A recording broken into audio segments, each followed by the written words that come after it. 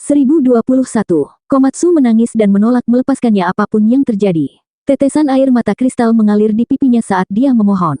Suaranya yang kekanak-kanakan mengandung semacam keputusasaan yang membuat hati seseorang sakit. Yevan mengusap kepalanya dan berkata, "Aku juga ingin membawamu pergi, tapi itu benar-benar tidak cocok. Aku menaruh harapan besar padamu." Bintang biduk masa kini jelas merupakan tempat yang penuh masalah. Jika bukan karena teman lamanya di sana, Yevan tidak akan pergi ke sana bagaimanapun caranya. Mengapa 10.000 ras kuno muncul kembali di generasi ini? Mengapa beberapa pangeran kuno yang kuat dimeteraikan pada generasi ini? Semua ini menunggu kesempatan, terbukanya jalan menuju keabadian. Sejak zaman kuno, Great Emperor satu demi satu telah bergegas ke wilayah bintang kuno biduk, semuanya meninggalkan jejak yang tak terhapuskan. Obat-obatan abadi dari banyak wilayah bintang telah berkumpul di sana. Penyebab telah ditanam, dan akibat akan ditanggung oleh generasi ini. Tidak ada yang bisa hidup begitu lama. Great Emperor di zaman kuno tidak dapat menyegel diri mereka sendiri di dalam sumber ilahi. Mereka terlalu kuat, dan tidak ada apapun di dunia ini yang bisa menyegelnya. Meskipun Kaisar Suci di zaman kuno dan Great Emperor umat manusia tahap akhir semuanya telah meninggal, kartu truf mereka pasti akan diaktifkan. Karena ada pangeran kuno, kemungkinan besar ada kaisar. Keabadian adalah godaan yang tidak bisa ditolak. Seseorang dapat memutuskan dao di dunia ini, mematahkan belenggu dunia ini, dan memasuki wilayah surgawi. Banyak orang jenius yang menunggu, semuanya untuk era ini. Ada begitu banyak ras kuno di biduk, dan begitu banyak orang yang berpotensi menjadi kaisar. Yevan tidak terkalahkan di sisi ini, tetapi akan sangat berbeda ketika dia kembali. Pertarungan untuk supremasi di jalan kaisar dan pembukaan jalan surgawi, bahkan dia mungkin akan mengalami hari pertumpahan darah. Sebaliknya, bumi relatif damai. Bakat Komatsu sungguh luar biasa. Dia sepenuhnya mengandalkan dirinya sendiri di era kekacauan dan telah berkultivasi ke alam rahasia istana Daois berdasarkan naluri. Ini tidak bisa dianggap sebagai keajaiban. Great Emperor di zaman kuno tidak peduli dengan latar belakang mereka. Sebelum Great Emperor menjadi terkenal, latar belakang Great Emperor manapun bukanlah apa-apa, terutama klan monster. Mereka bahkan mungkin binatang biasa. Yevan melihat potensi besar dalam tubuh tikus Komatsu ungu ini, yang membuatnya terkejut. Dia berharap ia bisa berjalan di jalurnya sendiri di bumi. Mungkin suatu hari nanti, itu akan sangat membantunya. Bahkan mungkin suatu hari nanti, seorang prajurit dewa akan turun dari langit dan pemandangan seperti Raja Kuanglan yang perkasa akan muncul. Berdasarkan kepribadianmu, jalan yang akan kamu ambil di masa depan pasti akan berbeda dengan jalanku. Perang tanpa akhir belum tentu merupakan jalan pintas untuk mendekati alam Great Emperor. Tentu saja, kembali ke jalan sejati juga merupakan pilihan yang baik. Tidak ada pangeran kuno yang menekan mereka, tidak ada ahli tak terduga yang meremehkan mereka, dan tidak ada pangeran yang menunggu pertempuran. Ini bukanlah sesuatu yang perlu disesalkan. Bagi Komatsu, hal ini patut disyukuri. Guru, kecepatan kultivasi saya sangat cepat. Tidak akan lama lagi saya dapat membantu Anda. Suara Komatsu masih sangat muda saat dia merintih. Baguslah kamu tega. Aku yakin hari seperti itu akan datang di masa depan. Yevan menatap langit berbintang. Di masa lalu, Heng Yu, Kaisar Barat, Buddha Amitabha, dan yang lainnya melintasi bidang bintang dan tiba di lapangan bintang biduk. Apa tujuan mereka? Selain orang-orang yang kejam, bahkan Wu Xi pun tidak yakin. Hampir tidak ada Great Emperor, termasuk kaisar kuno dari berbagai ras, yang berasal dari planet kuno itu. Sekarang, semua badai akan terjadi di sana. Yevan memiliki firasat bahwa jalan menuju keabadian tidak sesederhana itu. Mungkin akan terjadi bencana yang mengejutkan. Hanya surga yang tahu apa yang akan terjadi. Ingat, di dunia yang hebat ini, hanya dengan menjadi lebih kuat kamu bisa melindungi dirimu sendiri. Hanya dengan begitu kamu bisa melindungi segalanya. Di masa depan, aku mungkin sangat membutuhkan bantuanmu. Bekerja keras untuk menerobos dari belakang. Dewi Phoenix, Zhang Yifan, dan yang lainnya tercengang. Yevan benar-benar memiliki harapan yang tinggi terhadap Komatsu, tetapi mereka tidak merasa kecewa. Kebenaran ada di depan mata mereka. Di era kekacauan ini, setiap kali Komatsu naik satu level, hal itu akan memicu kesengsaraan surgawi. Itu bahkan lebih mengerikan daripada para pelaku kejahatan kuno. Hal itu tidak bisa disebutkan bersamaan dengan saat mereka melewati kesengsaraan dalam badai petir. Jelas sekali, Yevan mengasuh si kecil ungu ini sebagai pewarisnya. Dia melihat bahwa ia memiliki harapan untuk berjalan di jalur kaisar. Mata Komatsu memerah karena menangis. Ia bersikeras untuk mengantar Yevan pergi, ingin melihatnya melangkah ke jalur kuno bintang-bintang. Yevan segera tertawa. Si kecil masih belum menyerah. Pasti butuh waktu cukup lama untuk menemukan jalannya. Saya yakin dunia langit pasti akan bersinar. Yevan menyemangati murid-murid lainnya. Dia tidak membiarkan mereka mengantarnya pergi. Jika dia pergi, maka dia pergi. Tidak ada yang perlu disedihkan. Dia telah mengeluarkan kuali abadi Kunlun. Dia percaya bahwa dalam beberapa dekade, energi spiritual akan berkembang secara bertahap, dan Ponlai ini akan maju selangkah lebih maju, menjadi tanah suci untuk berkultivasi. Pada akhirnya, Yevan mengendarai Longma dan pergi. Zhang Qingyang dan Dragon Sparrow mengikuti. Komatsu menyeka air matanya saat dia mengirimkannya. Dia memohon untuk mengantar mereka pergi, tapi Yevan tidak tahan untuk menolak. Kelompok itu meninggalkan Ponlai. Yevan langsung menuju Gunung Abadi Fangzhang. Dia bertemu dengan seorang Daois tua dan dengan sungguh-sungguh meminta bimbingan. Keduanya sudah bertemu beberapa kali sebelumnya. Yevan menyimpulkan keberadaan jalan kuno berdasarkan beberapa catatan sejarah. Daois tua di Gunung Abadi Fangzhang membenarkan dugaannya belum lama ini. Orang dahulu memang meninggalkan satu untuk keturunannya. Teman Tao, apakah kamu benar-benar akan memasuki kedalaman langit berbintang? Seperti yang saya katakan terakhir kali, jalannya sangat sulit untuk dilalui. Banyak kesulitan dan hambatan yang dihadapi. Kulit Tao tua itu seputih salju dan tembus cahaya. Rambutnya seperti salju, dan coraknya sangat bagus. Yevan tidak berani lalai. Ini adalah Raja Pemutus Dao dari Gunung Abadi Fangzhang. Dia juga seorang Daois tua dari dataran tengah yang disebutkan oleh Paus. Dia telah memaksa para pahlawan kota Vatikan mundur lebih dari 100 tahun yang lalu. Yevan bertanya kepadanya secara rinci tentang berbagai situasi yang mungkin ditemui di jalan. Pengetahuanku terbatas. Sama sepertimu, aku membuat penilaian berdasarkan buku-buku peninggalan zaman dahulu. Sesekali, aku mendapat kesempatan untuk memverifikasinya. Memang ada jalannya. Di masa depan, tolong jaga Ponlai dengan baik, senior. Yevan menangkupkan tangannya. Kamu terlalu sopan. Stabilitas semua ortodoksi adalah sebuah keberuntungan besar. Selama bertahun-tahun, Penglai Celestial Being terobsesi dengan buku surgawi kuno.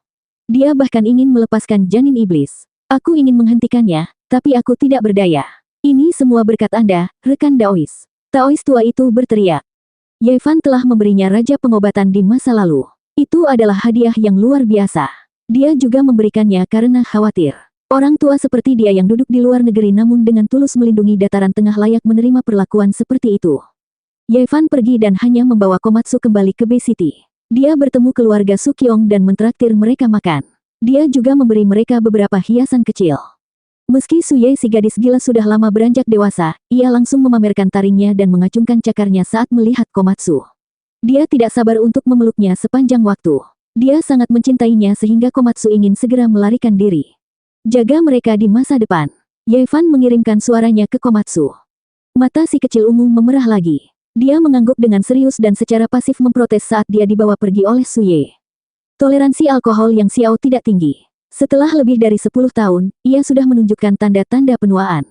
Tidak lama kemudian, dia berbaring di atas meja. Kamu akan pergi. Sukyong bertanya dengan suara gemetar. Dia merasa kemungkinan besar ini adalah kali terakhir mereka bertemu. Ya, Yevan mengangguk. Kamu tidak akan kembali. Sukyong membelalakkan mata indahnya karena terkejut. Aku tidak tahu, kata Yevan. Pada akhirnya, Yevan bangkit dan menatapnya untuk terakhir kalinya. Dia kemudian pergi dan diam-diam melambaikan tangannya. Yevan, teriak Sukyong dari belakang. Dia tidak bisa menahan diri untuk tidak tersedak. Dia tahu bahwa setelah perpisahan ini, mereka tidak akan pernah bertemu lagi. Dia tidak punya pilihan selain merindukannya. Dia pikir mereka masih bisa berteman seumur hidup, tapi dia tidak menyangka bahwa pada akhirnya, mereka akan tetap terpisah di sisi berlawanan dari langit berbintang. Yevan menghilang, dan Komatsu mengejarnya. Sepanjang jalan, baik guru maupun murid sangat diam. Jika mereka benar-benar harus pergi, ada banyak hal yang tidak dapat mereka lakukan. Dunia ini melahirkan dan membesarkannya, dan ada terlalu banyak hal yang tidak dapat mereka tinggalkan. Tuan, Suye melihat saya menggunakan kemampuan ilahi saya. Si kecil ungu berkata dengan suara kecil. Bu, orang seperti apa paman kecil itu? Aku sudah lama ingin bertanya padamu. Setelah 13 tahun, kenapa penampilannya tidak berubah? Dan barusan, Komatsu, ia terbang. Petik 2. Sukyong memandangi putrinya, dan samar-samar melihat dirinya dari masa lalu. Banyak kenangan muncul di benaknya, yang hangat, tak terlupakan, dan pahit. Dia berusaha sekuat tenaga menahan air matanya dan berkata, tikus Komatsu itu akan muncul lagi. Di masa depan, jika kamu memperlakukannya dengan lebih baik, mungkin kamu bisa berjalan di jalur khusus. Saya selalu memperlakukannya dengan sangat baik. Mata besar Suye bersinar. Dia menemukan banyak hal yang mencurigakan dan terus bertanya. Yevan tertunda selama lebih dari sebulan. Dia tidak bertemu satupun temannya atau orang tua teman sekelasnya, dan dia hanya melakukan beberapa hal untuk mereka dalam diam. Dia tidak ingin merusak kedamaian orang-orang ini, dan tidak perlu mengganggu kehidupan mereka. Di jalur kultivasi, 100 tahun akan berlalu dengan cepat. Jika dia bersikeras untuk bertemu mereka, dia hanya akan meninggalkan masa kesedihan. Yevan diam-diam merekam banyak adegan, dan dia ingin menunjukkannya kepada teman-teman lamanya di sisi lain langit berbintang. Ada cinta kekeluargaan, kerinduan, dan terlebih lagi kesedihan. Yevan meletakkan bunga putih bersih di depan makam orang tuanya, dan air matanya tidak bisa menahan jatuh. Dia berkultivasi dengan sekuat tenaga dan akhirnya kembali, tetapi dia masih tidak bisa bertemu mereka.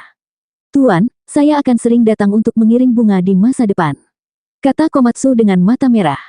Ketika mereka pergi, sekelompok pria dan wanita berjalan mendekat dan juga mengirimkan karangan bunga besar berwarna putih bersih di depan kuburan. "Kakek, nenek, terima kasih telah berdonasi ke panti asuhan saat itu," kata-kata orang-orang ini penuh dengan emosi. Yevan melihat untuk terakhir kalinya dan pergi bersama Komatsu. Di gunung pendek tanpa nama, Longma, Zhang Qingyang, dan Regen Sparrow telah menunggu selama berhari-hari. Mereka sudah menyelesaikan urusan mereka sendiri. Selain itu, ada satu orang lagi, dan itu adalah Ksatria Suci Vatikan. Sekarang, saya masih memiliki sedikit penyesalan. Saya belum pernah melihat iblis besar misterius yang muncul di Perang Dunia Kedua. Yevan bertanya kepada Ksatria Suci apakah dia mengetahui detailnya. Pada akhirnya, dia diberitahu bahwa meskipun dia pernah mendengarnya, dia belum pernah sempat melihatnya. Yevan melirik dunia, lalu melihat telepon di tangannya. Segalanya menjadi jauh lagi baginya. Tiba-tiba telepon berdering. Guru dari India memberitahu Yevan bahwa dia telah menemukan arhat yang misterius. Dia sebenarnya memiliki fenomena historia yang paling misterius, dan dia bisa melafalkan mantra kuno yang sempurna. Mungkin, dia bisa mendaki Gunung Roh. Historia adalah kitab suci yang disembunyikan oleh suatu agama ketika mengalami musibah dan kemudian digali. Itu dibagi menjadi penyimpanan buku, penyimpanan artefak suci, dan historia. Yang paling mistis adalah historia. Dikatakan bahwa ketika sebuah kitab atau mantra tertentu mengalami musibah dan tidak dapat diturunkan, maka kitab tersebut akan disembunyikan oleh para dewa di kedalaman kesadaran seseorang untuk mencegahnya hilang. Di bawah rangsangan eksternal, mereka yang diajari kitab suci, beberapa dari mereka adalah penggembala yang buta huruf, tetapi mereka masih bisa melafalkan atau mencatat kitab misterius tersebut. Yevan tiba di daerah Tibet dan melihat beberapa guru. Dia bahkan melihat seorang anak berusia 6 tahun. Anak ini memiliki mata yang sangat cerah. Ketika dia masih muda, dia menderita penyakit serius dan mengalami fenomena historia. Dia bisa melafalkan banyak kitab Buddha yang hilang. Yevan tercengang saat melihat anak ini. Dia menggerakkan tangannya dan perlahan menyimpulkan kemunculan anak ini setelah beberapa dekade. Buddha kuno di seberang langit berbintang. Di akhirat, jika kamu beriman, kamu akan mendapatkannya. Jika Anda tidak percaya, Anda tidak akan memilikinya. Seiring berjalannya waktu, dua bunga identik pada akhirnya akan muncul di dunia. Setelah ribuan tahun, yang satu akan layu, dan yang lainnya akan berkembang. Apakah mereka bunga yang sama atau tidak, terserah generasi selanjutnya untuk menilai. Ekspresi Yevan sangat serius. Apakah ada kehidupan setelah kematian? Haruskah dia meninggalkan kesan mendalam pada jiwanya dan memberikannya pada reinkarnasi? Dia ingin tahu saat ini. 1022. Meskipun anak itu masih kecil, dia sangat cerdas. Matanya cerah dan dahinya penuh. Kulitnya putih dan wajahnya tidak semerah para penggembala Tibet. Ekspresi Yevan serius. Dia melepaskan akal sehatnya dan mengamati setiap inci tubuh anak itu. Dia bahkan masuk jauh ke dalam lautan kesadarannya untuk mencari tahu apa yang sedang terjadi. Reinkarnasi sangat penting. Itu selalu menjadi pertanyaan yang ingin dia pecahkan. Apakah ada kehidupan selanjutnya? Itu terkait dengan sebuah pertanyaan yang sangat besar. Jika memang ada, bisa dibayangkan akan ada badai besar yang akan melanda seluruh bidang bintang suatu saat nanti. Manakah dari Great Emperor kuno yang biasa-biasa saja? Jika mereka bisa bereinkarnasi, kemungkinan besar mereka akan kembali di masa depan. Sulit untuk memprediksi pemandangan mengerikan seperti apa yang akan terjadi. Jika dia memikirkannya lebih jauh, jika langit kuno runtuh, tokoh-tokoh besar itu, terutama yang mulia penguasa, dapat bereinkarnasi. Yevan menggigil. Jika semua ini menjadi kenyataan, dunia akan terbalik dan bagian alam semesta ini akan runtuh. Sungguh tak terbayangkan.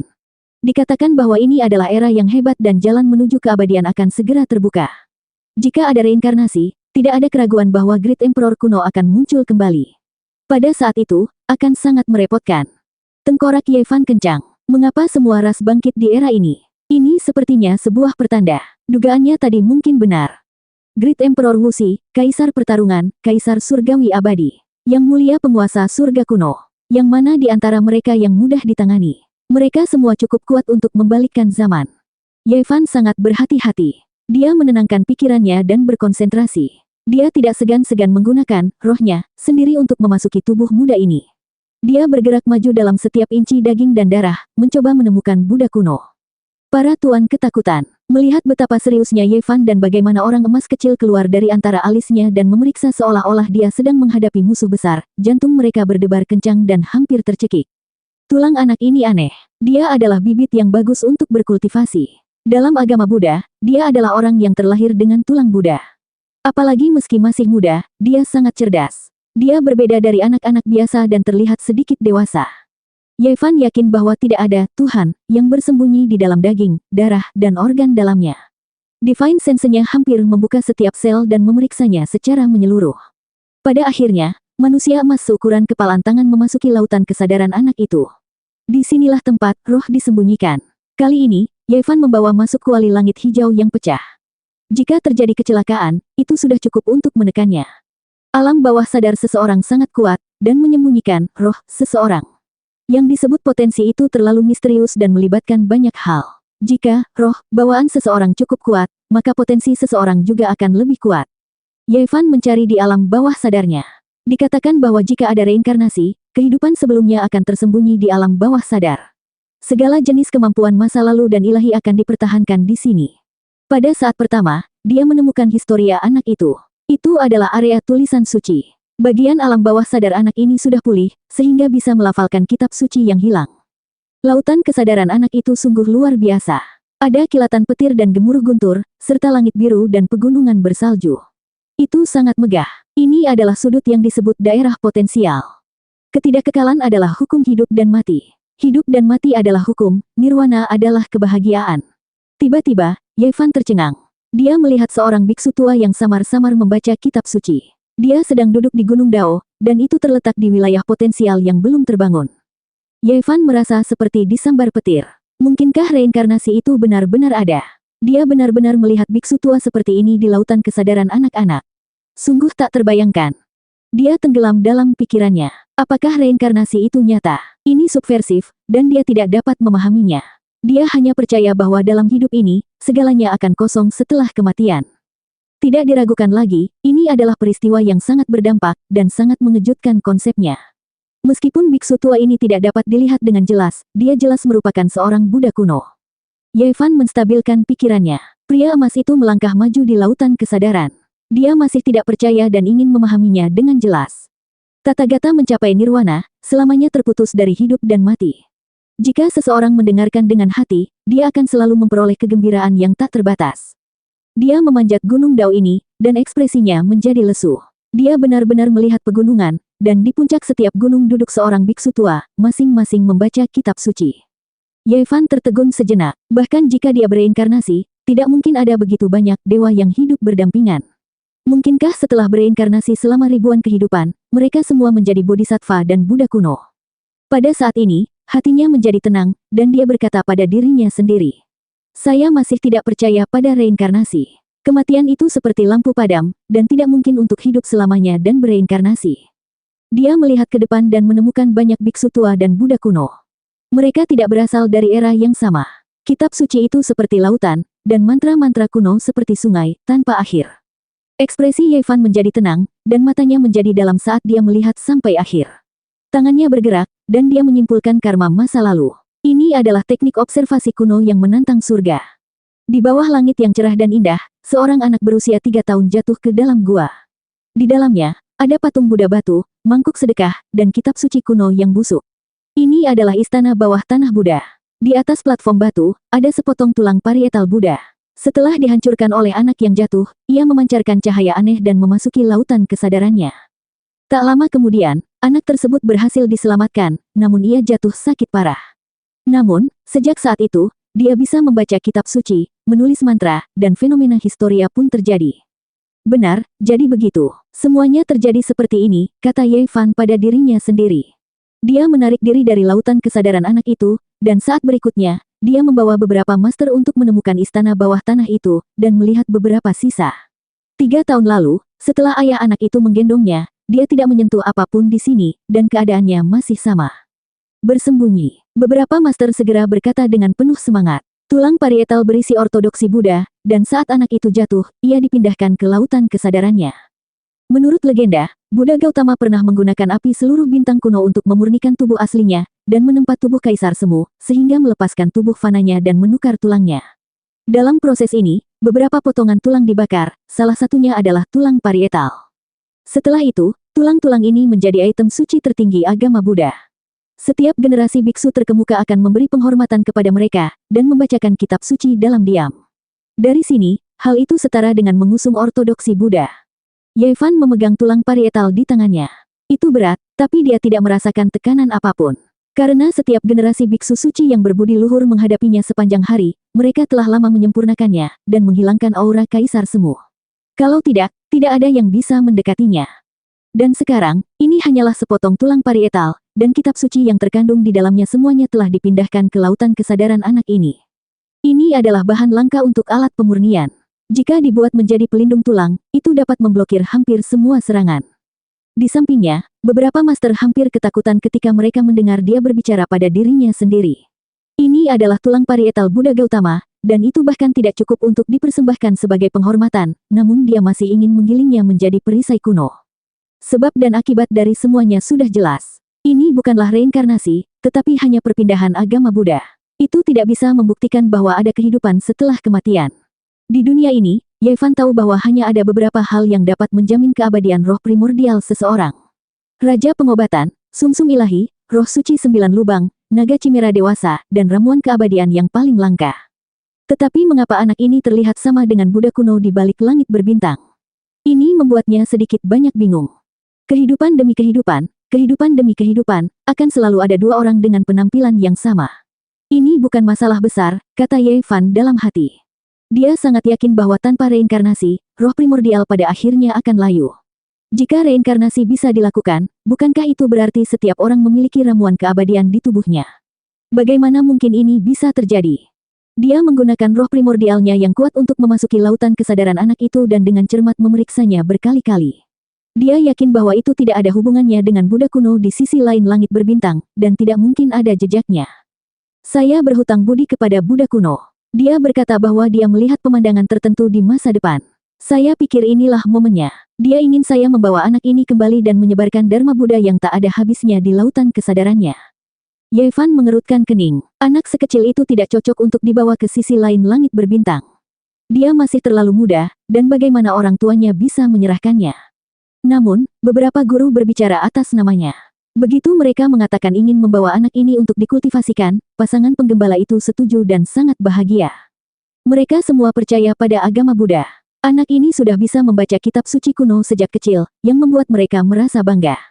Mereka bersedia mengirimnya ke agama Buddha untuk berkultivasi. Hal yang paling penting adalah ketika para guru menemukan tempat ini, mereka telah memperlihatkan Dharma agama Buddha. Di era ini, mereka seperti dewa. Pasangan itu memiliki anak lain, jadi mereka tidak akan kesepian di masa depan. Mereka mengira akan menjadi suatu kehormatan besar jika anak ini bisa selalu bersama Sang Buddha. Yevan bertanya kepada anak itu apakah dia bersedia. Yang terpenting adalah dirinya sendiri. Meskipun dia masih muda, dia pantas dihormati. Dia tidak akan memaksanya. Saya bersedia. Di luar dugaan, anak berusia 6 tahun itu sangat berterus terang. Dia menyatakan kesediaannya untuk berkultivasi bersamanya.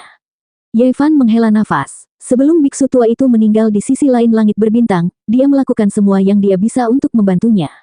Dia memotong belenggu misterius di tubuhnya, dan seperti yang diduga, dia melihat hasil hari ini. Pada akhirnya, kelompok mereka berangkat dan bergegas menuju gunung spiritual. Karena anak itu melafalkan mantra secara lengkap, batu Buddha kecil di lonceng Komatsu bersinar cemerlang dan membimbing mereka keluar dari gunung spiritual. Kali ini, jalannya terang dan gemilang. Itu menyebar ke kejauhan tanpa jeda dan mengarah ke gunung yang megah. Mereka masuk dengan lancar. Gunung rohani, masih sama seperti sebelumnya. Itu adalah tanah kering tanpa vitalitas. Semuanya telah layu. Banyak kuil kuno yang berdiri di sana, sunyi dan tak bernyawa. Para master sangat bersemangat. Mereka tidak pernah berpikir bahwa mereka akan mampu mendakinya suatu hari nanti. Ini adalah ritual Dao kuno yang telah ada jauh sebelum Buddha Sakyamuni. Itu adalah eksistensi yang tak tertandingi. Ye Fan, Ksatria Dewa, Komatsu, Longma, Zhang Qingyang, Long Yuxuan, dan anak bernama Bunga, semuanya gelisah. Mereka berdiri di puncak gunung dan mengamati pegunungan dan lautan yang tak terbatas. Kuil suci dan bangunan kuno berdiri di sana satu demi satu. Mereka megah dan agung, membawa kejayaan sekte Buddha sejak zaman kuno. Terlalu banyak hal yang terjadi di masa lalu. Sayangnya, mata air spiritual telah mengering dan tanaman pun layu. Keadaannya tidak lagi sejahtera seperti dulu.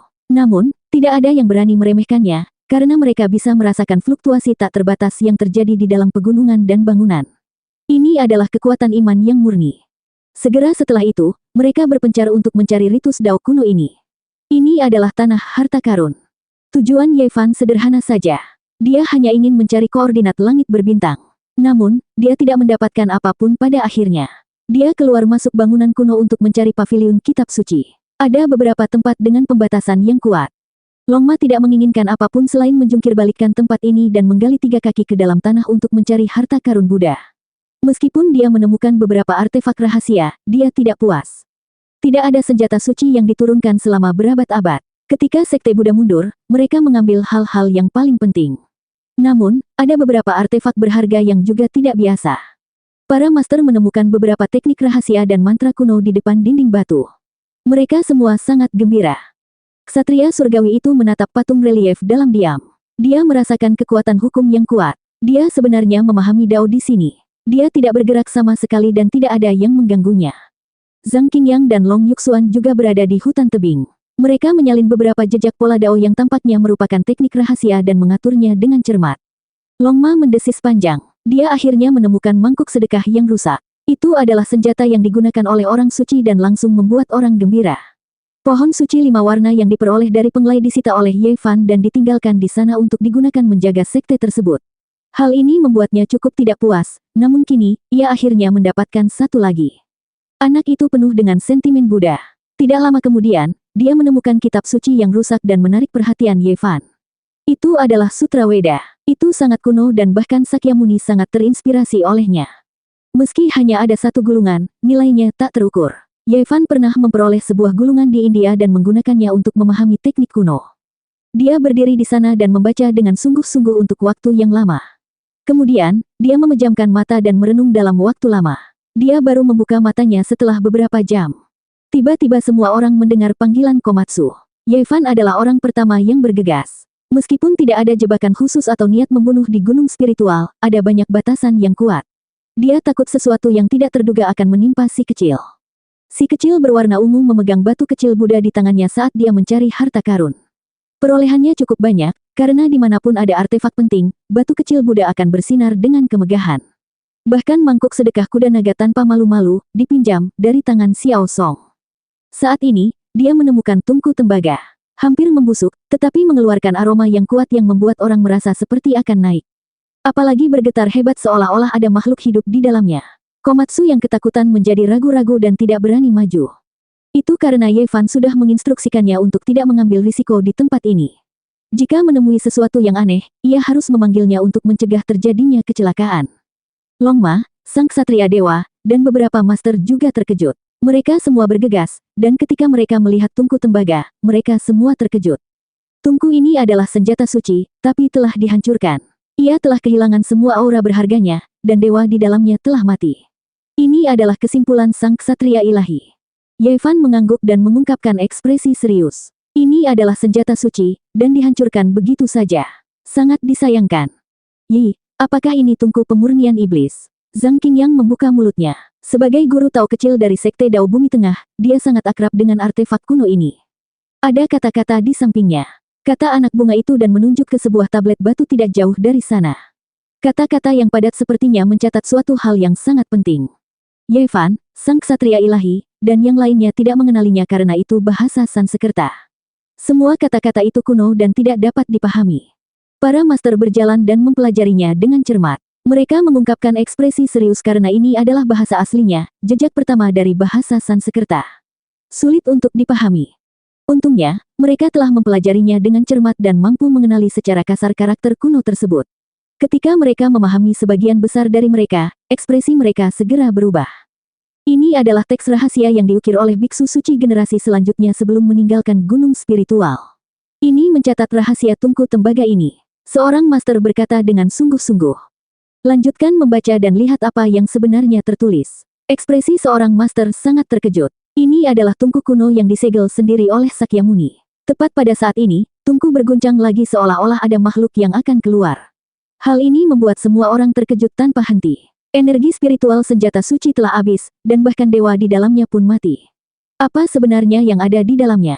1023. Permukaan tungku itu berbintik-bintik karat. Tutup tungku bergetar dan mengeluarkan suara dentingan, seolah-olah akan dibuka kapan saja. Semua orang tidak bisa menahan diri untuk tidak mundur. Ini adalah tungku perunggu yang disegel oleh Kaisar Semu Sakyamuni. Hanya surga yang tahu apa yang ada di dalamnya, tapi bentuknya mirip dengan tungku pemurnian iblis. Jika tidak ada hal tak terduga yang terjadi, itu mungkin saja akan menekan orang suci iblis kuno. Mengapa harum sekali? Satu-satunya hal yang tidak terduga adalah ada aroma yang keluar dari tungku dari waktu ke waktu. Komatsu adalah orang pertama yang menemukannya. Dia sangat tergila-gila dan tidak sedikit pun takut. Hidung kecilnya yang seperti berlian ungu bergerak seolah-olah dia sedang mengambang di awan. Apa yang sebenarnya terjadi? Ye Fan bertanya. Para master dengan cermat mempelajari prasasti itu. Wajah mereka berubah dari kaget menjadi gembira, dan kemudian mereka menjadi sangat bahagia. Mereka hampir menari kegirangan. Ini tidak sesuai dengan identitas mereka. Mereka biasanya adalah biksu yang cukup mantap dan terkenal. Jelas sekali bahwa tungku perunggu itu berhubungan dengan hal-hal besar, membuat mereka kehilangan ketenangan. Ini adalah tungku obat. Ini adalah obat hebat yang dimurnikan secara pribadi oleh Buddha Sakyamuni. Ketika kata-kata ini diucapkan, tidak ada satu orang pun di sini yang tidak memperlihatkan ekspresi terkejut. Tungku obat yang ditinggalkan oleh Kaisar Semu benar-benar menakjubkan, melebihi ekspektasi mereka. Ini adalah obat hebat yang ditinggalkan oleh Sang Buddha. Seorang guru terus-menerus melantunkan nama-nama Buddha untuk menyembunyikan kegembiraan dan kehilangan ketenangannya. Ini terkait dengan hal-hal besar, membuat hati semua orang terguncang. Prasasti pada prasasti tersebut sangat kuno, memerlukan studi yang cermat untuk memahaminya. Para master perlahan-lahan menerjemahkannya dan membacanya agar semua orang dapat mendengarnya. Lebih dari 2000 tahun yang lalu, Sakyamuni telah menyempurnakan pengobatan di sini. Dia ingin menggunakan pembuluh darah naga gunung spiritual sebagai api untuk perlahan-lahan menghasilkan obat yang bagus untuk keturunannya. Namun obat ini terlalu langka dan berharga. Jumlah waktu yang diperlukan untuk menyempurnakannya tidak dapat dibayangkan. Bahkan pada hari kepergian Buddha Sakyamuni, ia masih belum membentuk pil dan masih dalam perawatan. Ini adalah obat Buddha yang hebat. Sejak zaman kuno, hampir tidak ada yang berhasil memurnikannya. Efek ilahi jauh melebihi raja pengobatan, kata seorang master. Setelah beberapa ratus tahun dipelihara, menggunakan energi esensi pembuluh darah naga sebagai api untuk memurnikannya secara perlahan, bahkan spiritualitas tungku obat tingkat suci pun habis. Dewa di dalam telah mati, tetapi obat hebatnya masih belum terbentuk. Kemudian, Sakyamuni memasuki langit berbintang, memerintahkan keturunannya untuk terus mengawasinya. Suatu hari pasti akan berhasil.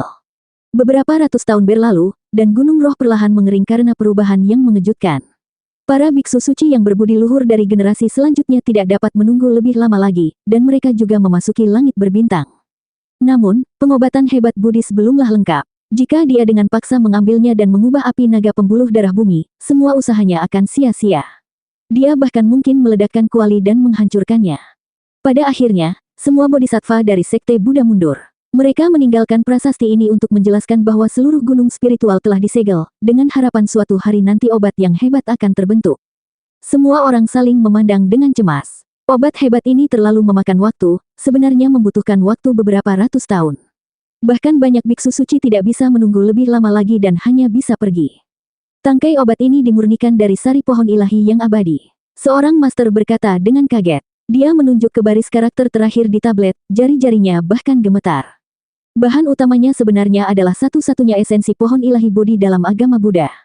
Di masa lalu, Sang Buddha menggunakan bagian batang utama pohon keabadian untuk memurnikannya menjadi kuali tembaga. Jelas sekali bahwa dia ingin memurnikan kuali obat yang sangat berharga. Hal ini menyebabkan semua orang tergerak. Sakyamuni sedang menguji segalanya. Dia memiliki pohon dewa yang sangat berbeda dari pohon Bodhi biasa. Dia tidak ragu-ragu menggunakan bagian batangnya untuk memurnikan obat abadi. Jika dia berhasil, maka itu berarti pohon abadi ini dapat memurnikan 4 kuali obat hebat di masa depan, dan kekuatan obatnya akan meningkat beberapa kali lipat. Itu milik siapapun yang bisa mendapatkannya. Longma adalah orang pertama yang bergerak. Dia mengubah serangan misteriusnya dan mengeluarkan seteguk energi esensi, membuka tutup kuali itu. Seberkas cahaya hijau warna-warni segera meluncur ke langit, kecepatannya sangat cepat. Setiap orang mempunyai firasat bahwa situasinya jauh dari meyakinkan. Spiritualitas obat hebat ini terlalu hebat, langsung kabur begitu tutup kuali dibuka. Mereka semua bergegas ke langit, mengejarnya. Bahkan Ye Fan pun terkejut. Kakinya bergerak dengan roh karakter art, berubah menjadi sambaran petir. Dia mengulurkan tangan yang besar dan menutupinya. Api Longma bahkan lebih meluap ke langit. Saat dia membuka mulutnya, dia bisa melahap gunung. Namun, bertentangan dengan ekspektasi semua orang, obat hebat ini ternyata sangat istimewa. Apa yang meluncur ke surga hanyalah awan obat, dan bukan tubuh aslinya. Awan hijau ini juga memiliki khasiat obat yang ampuh. Bahkan ahli seperti Ye Fan, ksatria ilahi, dan Longma pun tertipu. Obat hebat yang sebenarnya ada di bawah. Ketika para ahli hebat merasakannya, mereka buru-buru menukik ke bawah. Namun, mereka melihat lelaki kecil berwarna ungu itu sangat bahagia saat dia memeluk pohon kecil berwarna hijau tua dengan sikap tergila-gila. Longma muncul dengan kukunya. Dia ingin merebutnya, tetapi pada akhirnya, dia dikirim terbang karena tamparan dari Ye Fan. Ini adalah pil dengan bentuk yang sangat istimewa. Itu bukanlah pil abadi yang bulat sempurna, melainkan pohon bodi kecil. Tingginya seperti telapak tangan, dan seluruh tubuhnya berwarna hijau tua dan berkilau. Itu bersinar cemerlang dengan batu kecil Buddha. Pilnya sudah lengkap. Ini mungkin obat hebat kedua yang disempurnakan oleh Sekte Buddha dalam sejarah. Tungku pertama dibuat pada zaman kuno, dan melampaui pemahaman manusia. Sudah lama tidak dapat diverifikasi, tetapi tungku ini berada tepat di depan mata mereka. Itu dimurnikan menggunakan energi esensi dari pembuluh darah gunung spiritual setelah menghabiskan senjata suci dewa. Ye Fan mengamatinya dengan cermat dan menemukan bahwa khasiat obat dari pil ini terlalu kuat. Komatsu sudah meninggalkan tanah begitu saja sambil memeluknya. Ia melayang di udara, dan cahaya warna-warni memasuki mulut dan hidungnya, membuatnya tampak seperti sedang naik. Ia memiliki 70 hingga 80% kekuatan obat dari obat abadi. Ini adalah penilaiannya. Ini jelas merupakan harta ilahi. Cepat tutup dengan artefak batu giok, kalau tidak energi obatnya akan tersebar. Ksatria ilahi itu mengingatkan. Ye Fan mengeluarkan kuali giok putih dan menyegel pil dewa kecil berbentuk pohon di dalamnya. Kemudian, dia menyerahkannya kepada Komatsu dan menyuruhnya menyimpannya dengan benar. Pria kecil berwarna ungu itu menggelengkan kepalanya sekuat tenaga. Bulu matanya yang panjang berkedip, dan matanya yang besar berwarna hitam seperti permata. Dia ingin memberikan ini kepada tuannya sebagai hadiah. Guru selalu memberikan obat dan senjata kepada muridnya. Bagaimana bisa ada hal seperti itu? Obat ini ditemukan olehmu, dan pada akhirnya juga diperoleh olehmu, singkirkan. Ye Fan menjabat tangannya dan menyebarkan awan obat. Dia membagikannya kepada orang-orang yang hadir. Ia juga memiliki keilahian yang abadi, dan nilainya sangat tinggi. Komatsu bersikeras memberikannya kepada Ye Fan, tapi pada akhirnya ditolak. Ye Fan membuat keputusan dan menyegel pil ilahi di dalam pagoda pinus. Ada obat abadi di sisi lain langit berbintang.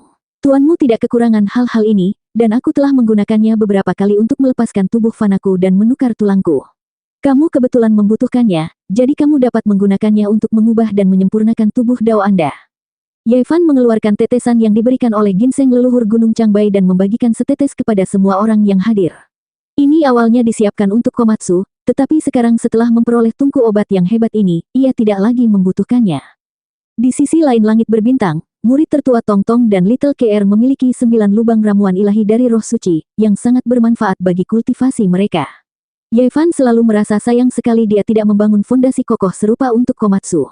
Sekarang, satu hal yang perlu dia khawatirkan akhirnya berkurang. Longma membuka mulutnya, tapi dia tidak bisa berkata apa-apa. Ini ditemukan oleh Komatsu, dan pada akhirnya diperoleh juga olehnya. Hal ini membuat kuda jahat ini merasa peruntungannya kurang baik. Mereka berkeliling gunung spiritual, dan para guru menyalin banyak kitab suci dari beberapa jurang. Mereka semua bersemangat, dan banyak dari kitab suci mereka yang hilang. Mereka menyapu tempat ini dan baru pergi setelah beberapa hari. Meski tidak menemukan artefak berharga lainnya, perjalanan ini tidak sia-sia.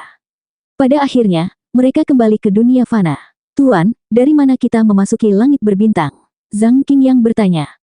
Untuk menemukan Hangupas, kata Ye Fan. Saat itu, Sakyamuni dan Laozi memasuki langit berbintang dan turun ke wilayah bintang biduk. Tidak ada koordinat langit berbintang di gunung spiritual, dan peta jalan agama Buddha tidak dapat diperoleh.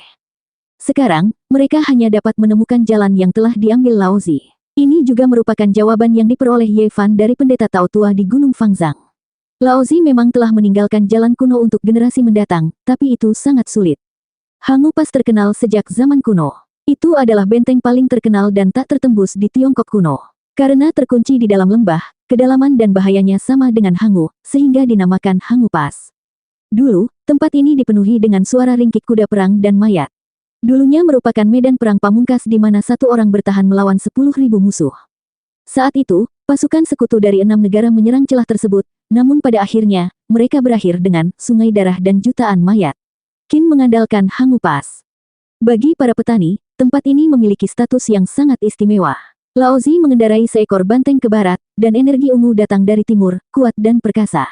Pada akhirnya, dia meninggalkan Hangu Pass di barat dan meninggalkan banyak rahasia abadi. Selama ribuan tahun, banyak penganut Tao dan penganut Tao dari dalam dan luar negeri datang ke sini untuk menyembah leluhur mereka. Itu telah menjadi tempat terpenting dalam Taoisme. Hangu Pass terletak di desa Wangduo, 15 km sebelah utara kota Lingbao di Provinsi Henan. Ye Fan, Ksatria Ilahi, Longma, Komatsu, Buddha Bunga, Zhang Qingyang, dan Long Yuxuan telah tiba. Komatsu, kembalilah. Ye Fan mengusap kepalanya. Si kecil ungu menangis lagi. Matanya yang besar berwarna merah, dan air mata mengalir di pipinya. Ia memintanya untuk pergi bersamanya lebih dari sekali, sambil terisak pelan. Ye Fan juga tidak tahan melihatnya. Hatinya sakit. Perpisahan selalu membuat frustrasi, tapi dia tidak tega berpisah dengan sisi lain langit berbintang. Ada juga hal-hal di sisi ini. Guru melakukan ini demi kebaikanmu sendiri. Kita akan bertemu lagi di masa depan. Untuk saat ini, kamu harus menjauh dari pusaran air ini dan berkultivasi dengan damai. Melompat keluar dari medan perang adalah pilihan terbaik. Aku akan menunggu Tuan memasuki lorong bintang sebelum pergi. Aku akan melihatmu pergi dengan mataku sendiri. Komatsu berkata dengan takut-takut, tersedak oleh isak tangis. Ye Fan mengangguk dan tidak mengatakan apapun. Setiap bintang kuno hanya dapat memiliki satu orang yang dapat membuktikan dao mereka. Dia punya banyak pertimbangan dan hanya bisa mengeraskan hatinya dan meninggalkan si kecil. Aku tidak tahu berapa dekade, abad, atau ribuan tahun lagi. Dia menghela nafas dalam hati. Jalur Hangu kuno di dunia fana sudah tidak ada lagi. Bahkan dengan kemampuan ilahi Ye Fan, dia membutuhkan waktu setengah tahun untuk membuka jalan kuno dan memasuki dunia yang dikelilingi oleh formasi kuno. Di depannya, pita kabut hitam menyelimuti udara. Aura hantu memenuhi udara, mayat ada di mana-mana, dan api hantu ada di mana-mana. Tidak ada sedikit pun cahaya antara langit dan bumi, dan gelap gulita. Ini adalah medan perang kuno. Hantu menangis dan para dewa melolong. Siapa yang tahu berapa banyak roh yin yang berkeliaran di tempat ini, dan semuanya adalah jiwa prajurit yang tewas dalam pertempuran di masa lalu. Di ujung cakrawala ada sebuah lembah pegunungan, dan di sana berdiri sebuah kota besar. Inilah Hangu Pass dunia kultivasi, dan terkenal sejak zaman kuno. Menurut legenda, setelah melewati Hangu Pass dan membuka gerbang barat, ada langit berbintang yang tak terbatas. Saat itu, Yisi bertanggung jawab menjaga tempat ini. Aku ingin tahu apakah masih ada orang suci yang menjaga tempat ini.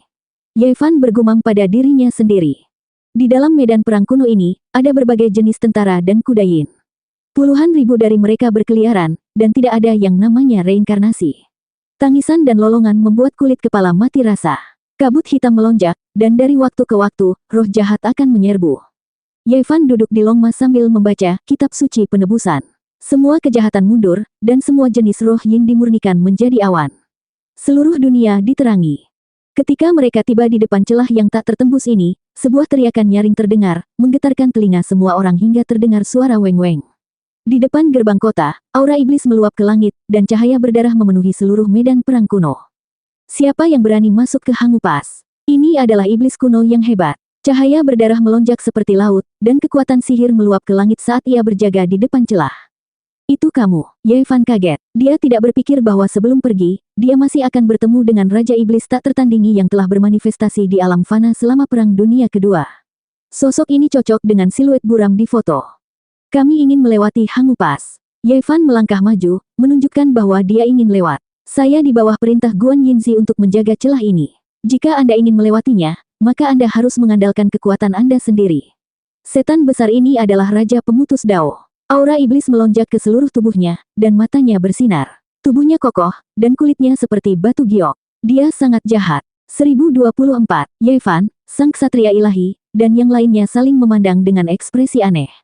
Yang mulia iblis ini diperintahkan oleh Guan Yinzi untuk menjaga tempat ini, jadi dia harus memiliki latar belakang yang kuat. Nama Guan Yinzi adalah Yisi, dan dia memiliki status yang sangat tinggi dalam Taoisme. Dia dihormati sebagai Wensi abadi, yang berhubungan langsung dengan Ki Ungu dari timur dalam Taoisme. Karena dia menyambut Laozi ke Hangu maka ada berbagai macam legenda. Yang Mulia Iblis ini secara pribadi ditunjuk oleh Sage Agung dari dinasti Prakin untuk menjaga tempat ini, jadi tidak ada yang bisa meremehkannya. Setiap orang harus menghormatinya. Yang Mulia Iblis besar ini bernama Xuanqi, dan tidak mungkin mengetahui berapa lama dia hidup. Dia pernah diajar oleh Guan Yinzi. Dia memiliki rambut hitam tebal dan wajah seperti batu giok. Dia tidak terlihat tua, dan matanya seperti alam semesta. Dia telah memahami secara mendalam inti dari kitab Wen Si karya Yixi, tetapi tidak ada yang tahu apakah dia telah mengembangkan Yiki mengubah Sun King. Sage Yi telah memerintahkan agar generasi mendatang tidak boleh melewati Hangu Pass, karena jalan di depan terlalu berbahaya, kata Xuanqi tegas. Jika mereka ingin lewat, mereka hanya bisa melawan dan mengalahkannya di sini. Yang Mulia Iblis besar yang muncul sebentar selama Perang Dunia II jelas bukan orang yang lemah. Dia telah menerima warisan dari Immortal Wen Si, jadi itu akan menjadi pertempuran yang sulit jika mereka bertarung. Longma mengangkat keempat kukunya dan menjadi orang pertama yang menyerang Yang Mulia Iblis besar dari dunia lain ini. Jarang sekali dia bertemu dengan ahli iblis, jadi tentu saja dia ingin belajar satu sama lain. Di medan perang kuno ini, segala jenis kecemerlangan muncul. Kuku Longma seperti palu raksasa, mengeluarkan suara mendengung saat ia menari dan menginjak. Kekosongan itu terus-menerus runtuh, dan suara ringkikan kuda itu menembus langit. Pita kabut hitam menyebar, dan jiwa jutaan tentara gemetar dan dengan cepat menghindar. Yang Mulia Iblis kuno Agung Xuanqi menggunakan tangannya untuk menggerakkan matahari, bulan, dan bintang. Langit berbintang tidak terbatas, dan dia benar-benar memiliki keanggunan yang tak tersentuh saat dia memandang rendah segalanya. Meteorit jatuh dari langit, dan banyak komet melintasi langit. Pertarungan antara keduanya begitu intens sehingga terlalu sulit untuk dilihat. Di ranah Severing Dao, Longma benar-benar tak terkalahkan selama tidak bertemu seseorang di atas level pencapaian hebat. Namun, pada saat ini, sangat sulit untuk melawannya. Alam setan besar Xuanqi tidak lebih tinggi dari miliknya, tetapi seni gaib yang dia kembangkan aneh dan tidak dapat diprediksi, dengan kedalaman yang tak ada habisnya. Berbagai mantra dan seni surgawinya seringkali tidak terduga, dan banyak di antaranya seperti mahakarya. Ini adalah warisan guru Daois Wen Si. Dia berasal dari ras iblis, jadi dia tidak bisa mewarisinya sepenuhnya. Inilah sebabnya garis keturunan ini sangat menakutkan. Ksatria ilahi itu berjalan ke depan, tombaknya menembus kehampaan. Ujung tombaknya polos, tanpa fluktuasi kekuatan suci. Tapi ketika itu benar-benar menyentuh bagian depan, Xuanqi menjadi sangat serius. Lalu, Yevan maju selangkah. Setan besar yang bertahan sejak dinasti Qin segera melompat keluar, merasakan tekanan yang tak tertandingi. Setelah hening beberapa saat, dia berkata, "Jalan di depan sangat berbahaya.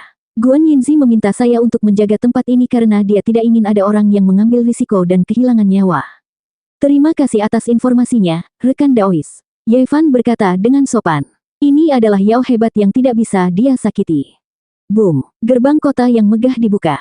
Kota kuno itu sunyi dan sunyi. Jalanan tampak seolah-olah tidak ada orang yang berjalan selama ribuan tahun. Lempengan batu biru itu dipenuhi bintik-bintik, dan semuanya gelap. Yevan dan yang lainnya memasuki kota dan memasuki perbatasan yang misterius sejak zaman kuno. Itu milik dunia kultivasi dan merupakan jalan besar yang menuju ke alam luar. Dahulu tempat ini sangat makmur. Banyak kultivator yang berkultivasi di sini, dan bahkan dijaga oleh Sage Agung seperti Guan Yinzi. Ketenarannya sungguh termasyur. Tempat ini sangat penting. Setiap generasi, Sein yang kuat harus menjaganya secara pribadi. Sekarang era akhir Dharma telah tiba, semua Sein telah pergi. Jika tidak, saya tidak akan memenuhi syarat untuk menggantikan mereka, kata Xuanqi sungguh-sungguh. Yevan tiba-tiba mengetahui rahasia mengejutkan darinya. Ada banyak formasi kuno menakjubkan di bumi yang dapat digunakan untuk pertahanan. Jika musuh kuat dari luar ingin menyerang, mereka hanya bisa melalui Hangu Pass. Tidak heran, bahkan Longma tenggelam dalam pikirannya dan tidak berani mengatakan apapun lagi. Kota itu sunyi tanpa satu suara pun. Semua petani telah pergi. Tempat ini telah berubah menjadi kota mati, mempertahankan gaya dan spasial kuno. Jalanannya sudah tua dan bangunan kunonya megah. Mereka diatur dalam kekacauan yang indah, tapi suasananya sangat sunyi. Pada zaman dahulu, daerah di luar jalur Hangu tidak damai. Banyak pertempuran yang terjadi dan beberapa sisa ras yang kuat masih ada di sana. Jalan di depan akan sulit. Kalian harus berhati-hati. Xuanqi mengingatkan mereka. Yevan dan yang lainnya mengungkapkan rasa terima kasih mereka dengan ekspresi serius. Tampaknya jalan di depannya tidak mudah. Tidak heran jika Daois tua dari Gunung Fangzang telah memperingatkan mereka. Tak lama kemudian, mereka sampai di tengah Hangu Pass. Ada patung seorang lelaki tua dengan rambut putih dan kulit awet muda. Dia mengendarai seekor sapi hijau dan tampak seperti dunia lain. Di sampingnya ada seorang pria paruh-baya dengan sikap bijak. Dia berdiri dengan hormat dengan tangan di sisinya. Mereka tidak membutuhkan Xuan Qi untuk memberitahu siapa mereka. Ye Fan linglung. Dia telah melihat inkarnasi sapi hijau yang ditunggangi Lao Zi di galaksi kuno Ziwei. Segera, mereka melihat tablet raksasa menekan kota Hangu. Itu memiliki aura mengerikan dan dikelilingi oleh sinar cahaya abadi. Tablet itu diukir dengan banyak karakter, yang semuanya merupakan tanda ilahi dari Jalan Agung. Tablet ini secara pribadi didirikan oleh Yi Si untuk menjaga tempat ini. Guan Yinzi pernah melayani Kaisar Kuasi Daois. Dia membangun sebuah kuil di Gunung Naga dan mengundang Lao Zi untuk memberitakan Dao. Dia tinggal di sana selama bertahun-tahun dan justru karena inilah Tao Te Ching muncul. Tidak diragukan lagi, Yi Si adalah orang suci. Kalau tidak, dia tidak akan bisa menjaga Hangu Pas. Tempat ini sangat penting karena mengarah ke alam luar dan berisi rahasia kuno yang tidak diketahui siapapun. Dengan tablet ini, Hangu Pas dapat dipertahankan selamanya. Ye Fan berseru. Tablet itu diukir dengan hukum dan jejak Sage Agung. Setiap sinar cahaya abadi sepertinya mengandung ki dari awal yang mutlak. Yi Si adalah orang suci, tapi dia telah melayani Lao Zi selama bertahun-tahun. Karena itu, kultivasinya telah meningkat pesat dan mencapai tingkat yang tidak terduga. Tao Te Ching, yang diam-diam diturunkan oleh Lao Zi, berisi teknik-teknik luar biasa seperti satu ki berubah menjadi 3 yang murni, yang semuanya dikuasai olehnya. Sebagai murid Kaisar Semu, dia adalah Saint Agung yang telah berkultivasi hingga alam tertinggi dalam beberapa ribu tahun terakhir. Yi Si sendiri juga pernah menulis kitab yang berjudul Kitab Suci Wenxi. Kitab suci ini dibagi menjadi 9 bab dan menjelaskan hukum alam semesta dan alam. Itu memungkinkan seseorang untuk mengalami kebenaran di tengah ketiadaan. Itu adalah salah satu dari 5 kitab suci Taoisme yang terkenal. Akhirnya, Ye Fan dan yang lainnya melewati kota dan meninggalkan tanah kuno tak bernyawa ini. Gerbang barat yang besar terbuka, dan langit berbintang yang mempesona muncul di depan mata mereka. Semua orang menghirup udara dingin. Ini semua terlalu nyata. Di belakang mereka ada tanah kokoh dan kota kuno, tapi di depan mereka ada langit berbintang yang luas. Bintang-bintang bersinar terang seperti lukisan yang indah. Bintang-bintang itu sepertinya berada dalam jangkauan, dan galaksi mengalir, mengirimkan pancaran energi surgawi. Itu adalah sebuah keberuntungan dan suci. Bagaimana kita bisa memasuki langit berbintang ini? Apakah Anda memiliki koordinat galaksi Beidou? Ksatria ilahi itu bertanya. Mereka hanya kekurangan koordinat. Jika tidak, Ye Fan pasti sudah memulihkan altar kuno di Gunung Tai. Sayangnya, mereka tidak tahu kemana mereka ingin pergi, sehingga mereka tidak dapat melakukan perjalanan melintasi angkasa. Tidak ada koordinat wilayah bintang, yang ada hanyalah jalur kuno. Para pendahulu kita telah mengikutinya, jawab Xuan Qi. Dia menunjuk dengan jarinya, dan sebuah altar 5 warna muncul tidak jauh dari situ. Itu tidak terlalu besar, dan badan batunya bersinar dengan warna berbeda. Begitu kamu melangkah ke altar ini, kamu akan memasuki langit berbintang. Mungkin ada banyak setan dan hantu di sepanjang jalan. Hati-hati, Xuan Qi memperingatkan. Hanya saja altar ini belum memiliki koordinat jalur di depannya, karena sudah ditentukan. Ini adalah altar kecil yang istimewa, dan hanya bisa menuju ke tempat rahasia tertentu. Jadi maksudmu ada altar kecil seperti ini di depan, dan kita perlu mengaktifkannya berkali-kali sepanjang perjalanan untuk mencapai tujuan. Benar, itu benar. Xuan Qi mengangguk. Semua orang terkejut. Ini memang sebuah jalan kuno. Jalan di depan tidak terbatas, dan mereka tidak tahu tujuannya. Mereka hanya bisa berjalan di atasnya. Banyak pendahulu yang meninggalkan jalan ini. Sementara itu, Ye Fan sedang melamun. Akankah jalur langit berbintang kuno ini bertepatan dengan jalur bintang misterius yang ditinggalkan oleh 9 naga menarik peti mati? Semuanya penuh dengan hal-hal yang tidak diketahui, dan semua hal ini menunggu di depan. Zhang Qingyang, Long Yuxuan, dan yang lainnya tidak bisa tenang. Mereka akan meninggalkan bumi, jadi mereka kurang lebih bersemangat dan tidak bisa menahan diri untuk tidak mengepalkan tangan. Hanya si kecil ungu yang paling kesal. Dia menangis sepenuh hati dan meraih sudut pakaian Ye Fan, menolak untuk melepaskannya apapun yang terjadi. Dia memohon lagi dan lagi saat air mata mengalir di pipinya. Jika takdir mengizinkan, kita akan bertemu lagi. Ye Fan menghiburnya dengan suara lembut. Pada akhirnya, dia membawa yang lain ke atas altar. Cahaya berkedip di sana, dan gerbang 8 trigram muncul. Segala macam simbol berkedip-kedip, dan pada akhirnya, perlahan menyala terang. Tuan, bisakah kamu membawaku pergi? Si kecil ungu menangis dan memohon dari belakang. Suaranya lembut, dan dia menatapnya tanpa daya. Dia tanpa daya mengulurkan tangan kecilnya ke arah langit seolah ingin meraih sesuatu. Ye Fan tidak tahan lagi. Aura jernih muncul di atas kepalanya, dan versi lain dari dirinya muncul. Segera, Yang Mulia Iblis Xuan Qi terkejut. Ini adalah teknik tiga yang murni. Yevan ini meninggalkan altar pelangi dan melompat turun. Dia menarik Komatsu dan dengan lembut berkata, "Guru akan mengirimmu kembali." "Tuan." Komatsu melihat ke arah altar pelangi, lalu melihat ke arah tuannya. Dia menangis keras, tapi pada akhirnya, dia masih ditarik oleh Yevan ini. Kedua sosok itu, satu besar dan satu kecil, perlahan berjalan ke kejauhan. Di altar pelangi, Ksatria Dewa, Longma, dan yang lainnya semuanya melangkah ke gerbang 8 trigram. Namun, Yevan masih berdiri di sana dan menatap kedua sosok itu. Wuh, tangisan si kecil ungu terbawa angin, menyebabkan dia menghela nafas pelan. "Adik senior, kami akan menunggumu di sisi lain. Guru melakukan segalanya demi kebaikanmu sendiri. Jika ada pertempuran besar di masa depan, kamu akan menjadi komandan utama," kata Zhang Qingyang. "Hati-hati di jalan." Long Yuxuan tidak suka banyak bicara, tapi dia masih mengucapkan dua kata ini dan melambaikan tangannya dengan kuat. "Ayo pergi, kita akan melakukan perjalanan miliaran mil ke langit berbintang dan mencapai sisi lain," kata Ksatria Ilahi. "Ayo pergi, jalan di depan sudah di depan mata." Semuanya demi membuktikan Dao. Longma juga berbicara. Kali ini, dia tidak berubah menjadi binatang jahat. "Ayo pergi." Yevan berbalik dan memimpin kedua muridnya dan anak bunga ke gerbang langit berbintang. "Semuanya, hati-hati," Xuan Qi berteriak dari belakang. "Terima kasih, Yang Mulia Iblis." Semua orang melambaikan tangan untuk mengungkapkan rasa terima kasih mereka. Dengan kilatan cahaya, gerbang 8 trigram di altar pelangi memancarkan cahaya abadi. Simbol 8 trigram di atasnya sepertinya ditempa dari logam. Mereka bergetar serempak dan berkedip ribuan kali sebelum menghubungkan jalan di depan. Setelah itu, seluruh altar meredup dalam sekejap. Gerbang 8 trigram dan yang lainnya menghilang bersama. Mereka memulai perjalanan dan memasuki langit berbintang yang tak terbatas. Hal misterius yang tidak diketahui menunggu mereka di depan. 1025. Perjalanan ke sisi lain ruang berbintang sangatlah panjang dan penuh dengan hal-hal yang tidak diketahui. Dalam kegelapan, tubuh Yevan memancarkan cahaya tak terbatas, menyelimuti bunga dan anak. Karena tidak ada udara di sini, mereka tidak dapat bernapas dan hanya dapat mengandalkan energi ilahi. Ini adalah perjalanan yang membuat seseorang merasa tidak nyaman. Bahkan Ksatria Dewa dan Longma, dengan basis kultivasi mereka yang mendalam, merasakan emosi mereka berfluktuasi. Bahkan bagi mereka, ini adalah pertama kalinya mereka melangkah ke ruang berbintang, apalagi Zhang Qingyang dan Long Yuxuan. "Tuan, seperti apa wilayah bintang bidu? Bisakah kita benar-benar bertemu dengan orang suci dari ras lain? Mengapa jalan menuju keabadian dipilih untuk dibuka di sana? Mengapa semua kaisar kuno berkumpul di planet kuno? Apa yang akan kita temui jika kita pergi ke sana?" Zhang Qingyang dan Long Yuxuan merasa sangat gugup di hati mereka. Ada beberapa pertanyaan yang telah ditanyakan berkali-kali sebelumnya. Sekarang, mereka dibesarkan kembali.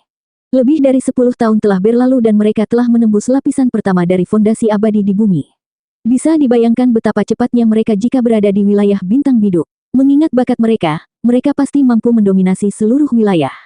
Di jalur ini, aliran waktu sangat kacau. Terkadang, durasinya terlalu lama hingga membuat orang menjadi gila. Terkadang, kecepatannya sangat cepat, seolah-olah ribuan tahun telah berlalu dalam sekejap. Jika bukan karena mereka berkomunikasi melalui akal ilahi mereka, ini akan menjadi perjalanan yang sangat sunyi. Tidak ada suara sama sekali, hanya kilatan cahaya sesekali yang secemerlang kembang api. Kita sudah sampai. Setelah jangka waktu yang tidak diketahui, cahaya astral di depan mereka bersinar terang. Mereka telah sampai di ujung jalan, menyebabkan kegelapan dan kehampaan dipenuhi lebih banyak warna. Getaran hebat mengguncang ruang di sekitar mereka. Jalan kuno itu berbintik-bintik dan segala macam warna berkelap-kelip. Mereka telah tiba di perhentian pertama dan keluar dari kehampaan. Di antara orang-orang ini, hanya Yevan yang relatif berpengalaman. Setiap pori di tubuhnya dipenuhi dengan ki yang ringan dan penuh keberuntungan. Dia menggunakan kuali untuk menyelimuti beberapa dari mereka di dalamnya, untuk berjaga-jaga. Bo, suara ringan terdengar saat jalan kuno di belakang mereka menghilang. Mereka muncul di bintang terpencil yang dipenuhi aura mematikan. Udaranya tipis dan tidak ada tanda-tanda kehidupan. Tempat apa ini? Mereka menatap langit berbintang sebelum mengamati sekeliling. Tidak ada bulan di langit, tetapi Bima Sakti bersinar terang, memancarkan cahaya putih bersih yang luas. Bintang ini sepertinya sangat dekat dengan semua bintang besar lainnya, seolah-olah bisa mencapai sisi lain dengan melompati bintang tersebut. Mereka tidak dapat membedakan posisi bintang karena bintang yang mereka lihat di planet berbeda akan berbeda meskipun berada di galaksi yang sama. Mereka tidak tahu di mana mereka berada. Ini adalah gambaran paling realistis dari situasi mereka saat ini, semuanya kurang percaya diri. Ini bukanlah bintang kuno yang memiliki kehidupan, jadi mereka tidak dapat bertahan dalam waktu lama. Mereka harus bergegas dan mencari jalan keluar. Pasti ada altar ilahi 5 warna kecil di planet ini, dan letaknya tidak terlalu jauh. Mari kita lihat, kata Yevan. Ini bukanlah tujuan mereka, tapi perhentian dalam perjalanan mereka. Tidak ada tanda-tanda kehidupan di tempat terpencil itu. Di depan mereka ada gurun yang luas, dan pasir kuning berkilauan di bawah cahaya bintang. Aura sumber ilahi. Yevan mengungkapkan ekspresi aneh saat dia merasakan aura yang tidak biasa.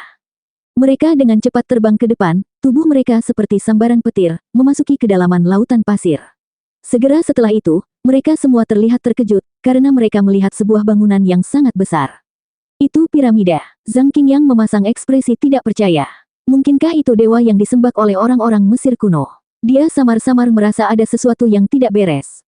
Bangunan ini seputih salju, dan mempesona di bawah cahaya bintang. Ketika mereka semakin dekat, mereka semua menghirup udara dingin. Pemandangan itu terlalu mengerikan. Ini adalah piramida yang dibangun dari tulang putih berkilau. Meski dipoles halus dan diukir dengan hukum kuno, namun tetap penuh tanda waktu. Sepertinya sudah cukup lama berada di sini. Tengkorak, tulang lengan, dan tulang belakang semuanya ada, membentuk pagoda tulang yang aneh ini. Itu megah dan tinggi, tingginya mencapai lebih dari 100 meter. Ia menjulang tinggi di padang pasir, dan bahkan seiring berjalannya waktu, ia tidak tenggelam oleh pasir dan debu. Tidak hanya tengkorak manusia saja yang ditemukan, sisa-sisa ras lain juga ada. Apa yang dikatakan Yang Mulia Iblis Xuan Qi benar. Ada berbagai macam pertempuran besar yang terjadi di sungai waktu yang panjang. Ada makhluk tak dikenal yang menyerang Hangu Pas, dan banyak mayat tertinggal di jalan ini. Makhluk di pagoda tulang, kata sang ksatria dewa. Yevan juga mengangguk. Aura asal mula surgawi juga datang dari pagoda. Jumlah makhluk di gurun ini tidak sedikit, dan sebenarnya jumlahnya tidak kurang dari 100. Suara gemerisik terdengar. Garis panjang setebal kendi air muncul di gurun sekitar mereka. Mereka menonjol keluar dari tanah dan bergegas seperti ular raksasa. Longma mengangkat kukunya dan melangkah keluar. Barisan pertama yang melaju diinjak olehnya, dan suara dentang keras terdengar. Itu sebenarnya adalah suara logam yang bergetar, dan segera setelah itu, suara pecah terdengar saat aliran cairan keluar.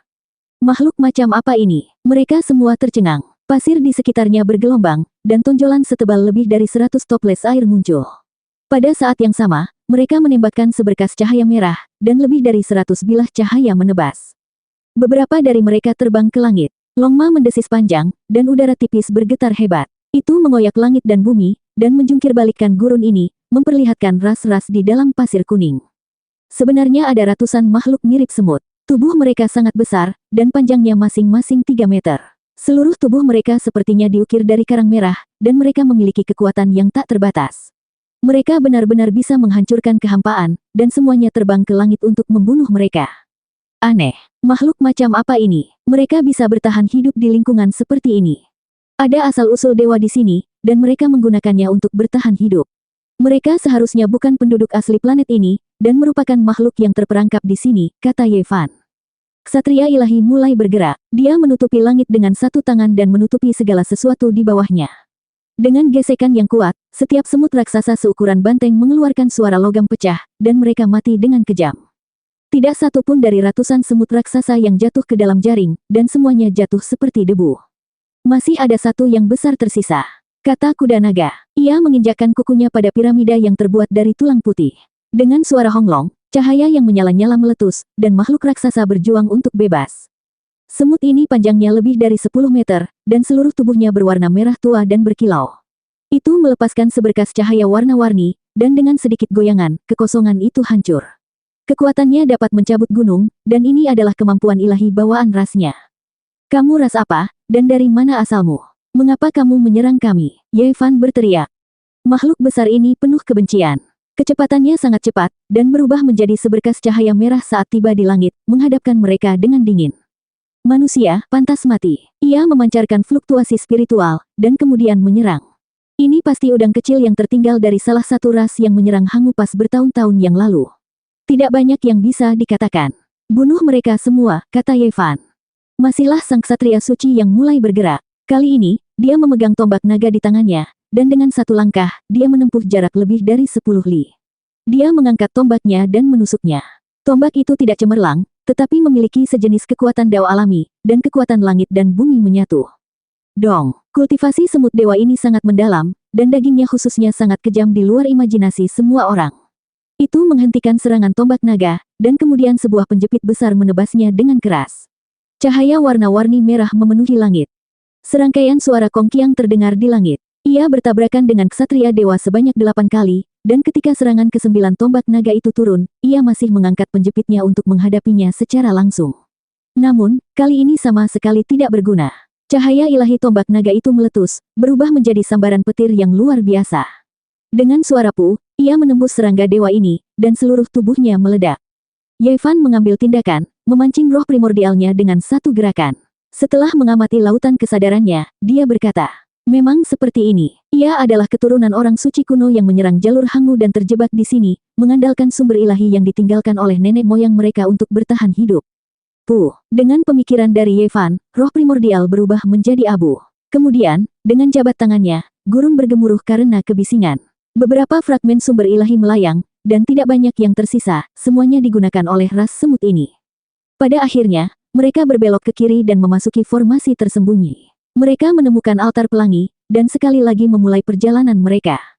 Dalam setengah bulan berikutnya, mereka melakukan 7 atau 8 transit, dan semuanya turun ke planet terpencil. Namun, selalu ada pertempuran sengit kemanapun mereka pergi. Di masa lalu, tidak diketahui apa yang terjadi, tetapi ada banyak ras kuat yang menyerang Hangu Pass. Setelah mereka tewas dalam pertempuran, keturunan mereka terjebak di luar Hangu Pass, yang juga merupakan jalur bintang yang panjang. Serangan terhadap jalur Hangu terjadi setidaknya puluhan ribu tahun yang lalu. Nenek moyang mereka semua memiliki perasaan terdesak dan cemas. Setiap kali Ye Fan mengalahkan musuh, dia akan menyelidiki indera surgawi mereka dan menemukan beberapa petunjuk. Dia juga menemukan bahwa ras-ras ini berasal dari domain bintang yang sangat jauh di kedalaman kosmos. Dia terkejut saat mengetahui bahwa mereka tidak datang untuk Immortal Cauldron. Mereka bukanlah orang-orang suci kuno yang datang ke bumi, tetapi sekelompok orang yang datang lebih awal. Mereka punya tujuan lain, dan itu bisa ditelusuri kembali ke masa lalu.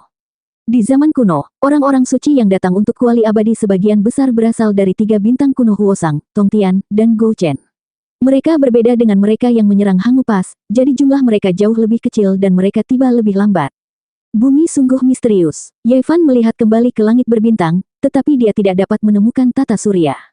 Sebulan kemudian, mereka sudah memasuki kedalaman alam semesta, namun mereka masih belum tahu di mana mereka berada. Kemanapun mereka pergi, akan terjadi pertempuran hebat. Seperti yang dikatakan Yang Mulia Iblis Xuanqi, jalur langit berbintang kuno ini sangat berbahaya dan penuh dengan setan dan hantu. Setiap altar 5 warna disembunyikan dalam formasi dan hanya dapat ditemukan dengan metode rahasia yang diberitahukan Xuanqi kepada mereka. Mereka menghabiskan sebagian besar waktu mereka untuk hal ini. Ye Fan, Long Ma, Ksatria Dewa, Hua Hua, Zhang Qingyang, dan Long Yuxuan mengalami kecelakaan di sepanjang jalan. Ada beberapa kali mereka hampir terbunuh. Musuh telah melarang senjata yang ditinggalkan oleh para suci puluhan ribu tahun yang lalu, dan hampir menghancurkan setengah dari bintang kuno. Kau yang memikul bebannya, aku pimpin kudanya. Sambut matahari terbit, singkirkan matahari terbenam. Atasi rintangan, raih dao agung. Ye Fan mendengar dengungan Zhang Qingyang dan tidak bisa menahan tawa. Rombongan meninggalkan Hangu Pass dari arah barat. Sepanjang perjalanan, rasanya seperti perjalanan ke barat. Mereka menundukkan iblis dan membunuh semua jenis ras asing yang kuat. Anak Hua-Hua diselimuti kekuatan ilahi dan cukup beruntung bisa duduk di Long Ma bersama Ye Fan. Ksatria ilahi memegang tombak naga dan membuka jalan, sementara Long Yuxuan memblokir jalan. Semuanya untuk mencapai Dao Agung. Kita melintasi alam semesta. Ketika mereka mendarat di bintang kuno ke-19, Ye Fan menerima informasi penting. Setelah mengalahkan sekelompok ahli, ia menemukan nama bintang kuno dengan kehidupan di kedalaman alam semesta, peri. Bertahun-tahun yang lalu, orang-orang suci sangat cemas. Mengapa mereka menyerang bumi dari bintang kuno bernama peri? Ye Fan bergumam pada dirinya sendiri. Orang-orang ini sudah lama menyerang Hangu Pass, dan mereka tidak datang untuk Celestial Cauldron. Mereka datang jauh sebelum masyarakat Huosang, Tongtian, dan Gouchen. Nama peri sangat misterius dan membuat imajinasi orang menjadi liar. Sebenarnya ada bintang kuno dengan kehidupan di kedalaman alam semesta. Setelah beberapa hari, kelompok tersebut mendarat di planet ke-23. Ye Fan terkejut. Dia menatap ke langit dan menatap 7 bintang terang. Dia tidak bisa tetap tenang. Dari bidang bintang yang berbeda, susunan ke-7 bintang akan berbeda, namun auranya tidak akan berubah. Ye Fan yakin itu adalah lapangan bintang biduk. Kami sudah sampai. Perhentian berikutnya adalah lapangan bintang biduk, kata Ye Fan. Tuan, apakah Anda yakin itu tujuan akhir kita? Bahkan seseorang sedingin Long Yuxuan pun bersemangat. Saya tidak berpikir bahwa kita benar-benar bisa mencapai lapangan bintang biduk. Saya pikir musuh-musuh Anda di masa lalu tidak akan pernah berpikir bahwa Anda akan kembali dari langit berbintang dan bertarung dengan mereka lagi, kata Zhang Qingyang. Ye Fan bergumam pada dirinya sendiri. Premisnya adalah kita tidak berbaris sampai ke bintang kuno peri.